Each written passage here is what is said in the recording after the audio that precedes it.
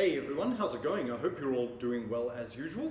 So I'm back today with somewhat of an impromptu video, kind of, because I wasn't sure if I was going to do this one or not, but it's a topic that I've been thinking about a lot lately, and I just thought, yeah, I feel it's relevant to talk about because maybe some people can relate to it. So it was just one of those random ideas anyway. So without further ado, here we go. What I'm going to talk about today is the topic of bands which I like more and more as I get older. So just to be clear, these are not bands that I used to dislike and I now like. So it's not like a case of a changed perspective.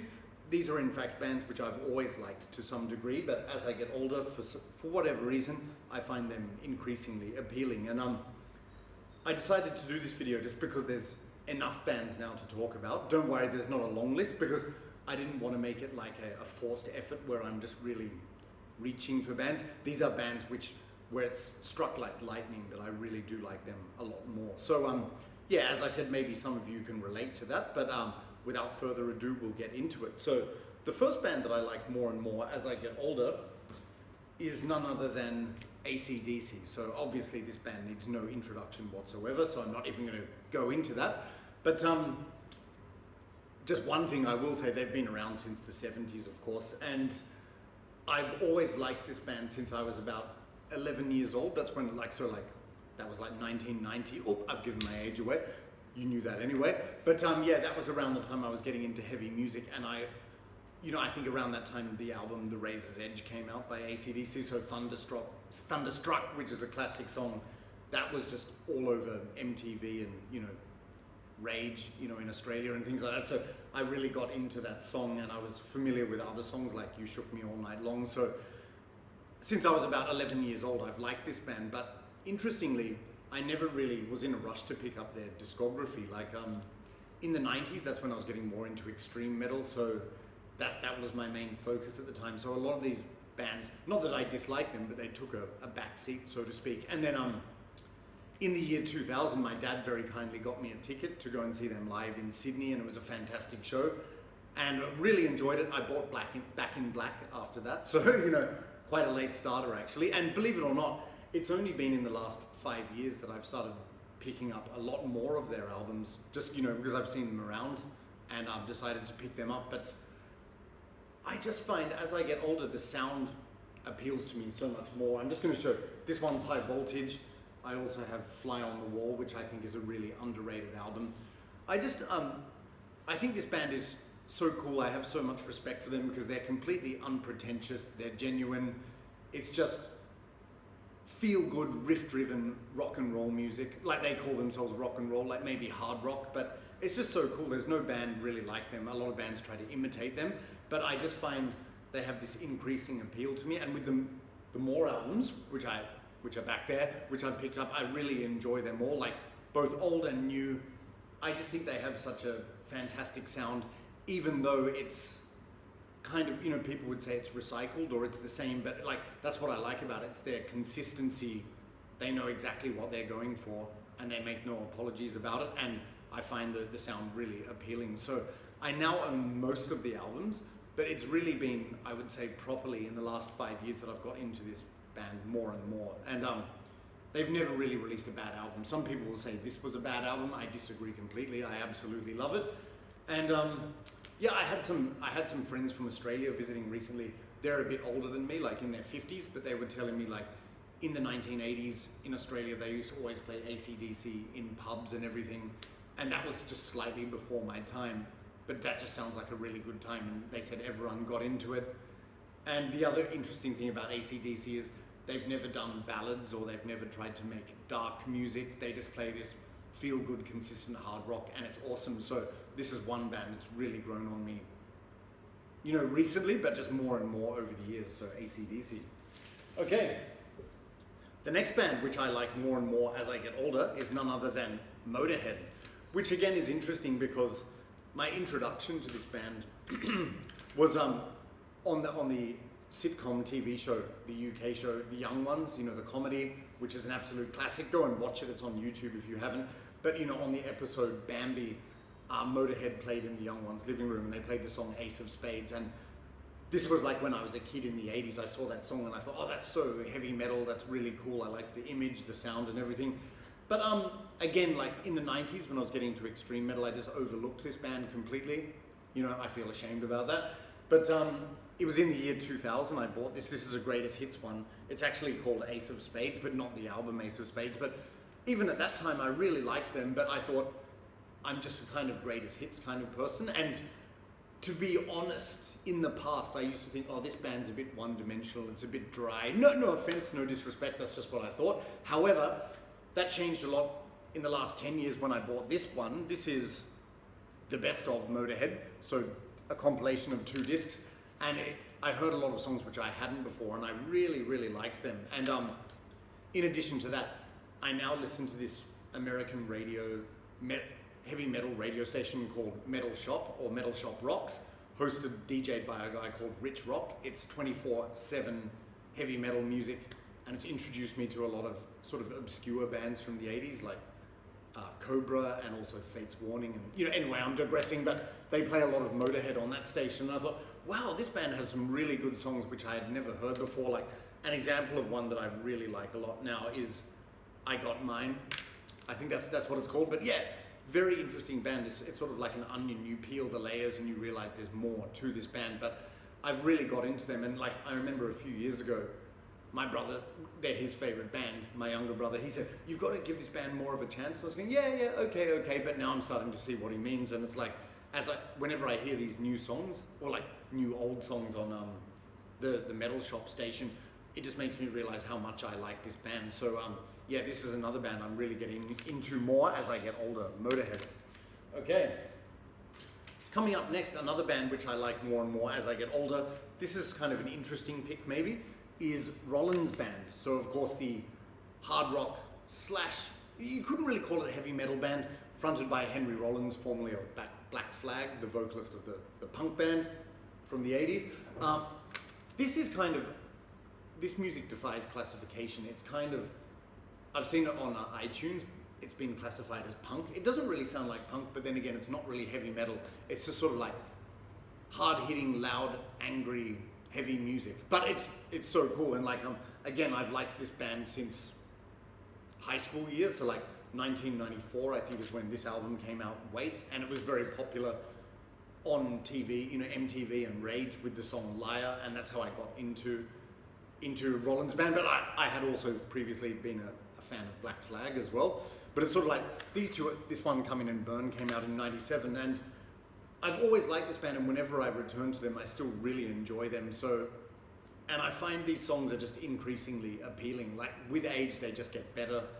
And I also like Rollins' lyrics because it's not like heavy metal fantasy lyrics or something like that, or it's not just like deliberately anarchic punk lyrics. It's more sort of talking about everyday things which people can relate to, you know, like negative feelings and emotions, or, you know, bad experiences, things like that. So it's kind of like, it's got a negative context, but it gives a positive message, and I think it's really inspiring. But yeah, I just really like not only the message of this band, but also just the music in general. And like, as I said, the more and more I listen to it these days, the more I like it. Like, so many classic songs from both of these albums. A lot of people said this one, Come In and Burn, was uninspiring. Bollocks to that, it's a great album. The album which I don't own by them is perhaps their most classic, which is The End of Silence. I will pick that up if I see it. And even subsequent ones that they did after Come In and Burn, they all sound really good. So Rollins' band is just another one. Like, a lot of people might say, oh, that's dated to the 90s, to alternative metal. It's like a bygone era. Again, bullshit. Like, music is timeless in its appeal, and I think this band just gets more appealing as I get older. So Rollins' band. All right. Fear not, guys, just 3 more bands to go, and that's it. Because like I said, I'm limiting it to the ones where it's really strongly the case, not just like, oh yeah, I like them a bit more. These are ones where they've really snowballed for me. Okay, so another one, believe it or not, this is going to shock some people, is Slayer. So again, this band needs no introduction. I won't say a word about that, but you know, just one of the most influential metal bands of all time, particularly influential for extreme metal like death metal and black metal.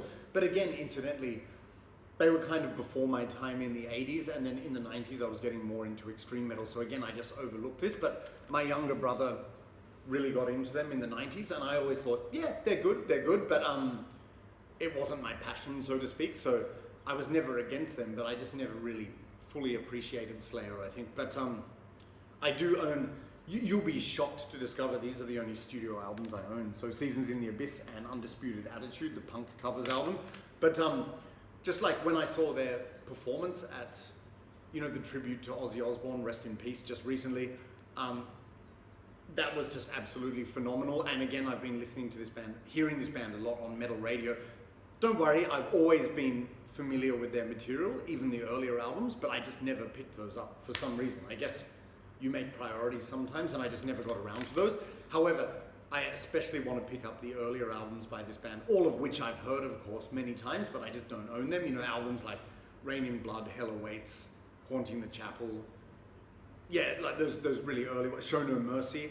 Yeah, I did buy my brother a CD copy of Show No Mercy, but because he's against physical media, he never listens to it. So perhaps I should have kept it. But yes, just one of those bands, like even their modern albums, I know a lot of people bitch and complain about those, but they just really appeal to me. They've just got this really catchy sound, and I really like Tom Araya's voice, which I used to think, by the way, earlier on, I thought it was kind of average and underwhelming. No offense, but like it's like now these days it just grows on me more and more. So like I've always liked Slayer ever since I was aware of them, but it's really been only in the last, you know, maybe 10 years or so that I've got heavily into them, and I want to buy more. So especially those early albums, but pretty much any Slayer album I see these days I would pick up if I saw it, with the exception of perhaps Diabolus in Musica, but even that I probably would. Yeah, so yeah, I've always known them, always liked them, but now just more and more, so Slayer. All right, up next, shifting gears a bit for the last two, but we're going to go back to some punk. Another band which I like more and more as I get older is the Sex Pistols. Again, I won't even give an introduction to this band, but I will say this: if it wasn't for this band, there would be no punk music, particularly UK music, UK punk music. Like, I know there's some debate about who was first, was it Sex Pistols or Ramones, who were American, of course, and I really like them too. But it doesn't matter. The point is, without this band, there would be no UK punk scene. And again, I've liked this band since my teen years, when I had a friend in high school who owned this album, never mind the bollocks, their only full-length album, on CD, and I used to listen to it at his house and really enjoyed it. And then that Christmas, my parents got me this one, which is Kiss This, which is pretty much this album minus one song, Bodies, and a few other unreleased tracks, but I really like that. I bought this on vinyl a few years ago. But yes, they were so hugely influential on the UK punk scene. There wouldn't even be a scene without them, I don't think. And there are a lot of other UK punk bands that I like. For example, The Exploited, GBH, The Addicts, Peter and the Test Tube Babies, and so on and so on. But yeah, I've come to realize that this band, you know, I know they were the most famous, they were in the spotlight and everything, but I really think their music is so good, and it's underrated, and the more I listen to these songs over the years, the more appealing they get to me. I just really enjoy the music. And I think what's interesting about this band is it's like, you know, the people in the spotlight were Johnny Rotten, the vocalist, and Sid Vicious, the bass player, mainly because of his image, I think, but like the unsung heroes are, of course, Steve Jones, the guitarist, and Paul Cook on drums. When you properly listen to the Sex Pistols, like when you're not just focusing on the lyrics and the vocals, you realize how good Steve's riffs are, and in fact how fast they are. So it's just made me appreciate how much they influenced heavy metal, especially the new wave of British heavy metal. Like, bands openly said they were inspired by Sex Pistols. For example, Saxon openly admitted it, and so did Megadeth, of course, you know, where they covered Anarchy in the UK. But I just really like the guitar tone and the riffs. They're kind of in the background, but when you listen to them properly, they're so good. Like, especially on songs like some of my favorites on this album are, again, sort of like obscure tracks, but New York and EMI. Like, listen to the guitar riffs in that, they're so good, especially in New York. It's just like an eargasm, basically. So yes, classic, legendary, influential band, and they only released really one full-length album, which is this one, but it's 10 out of 10.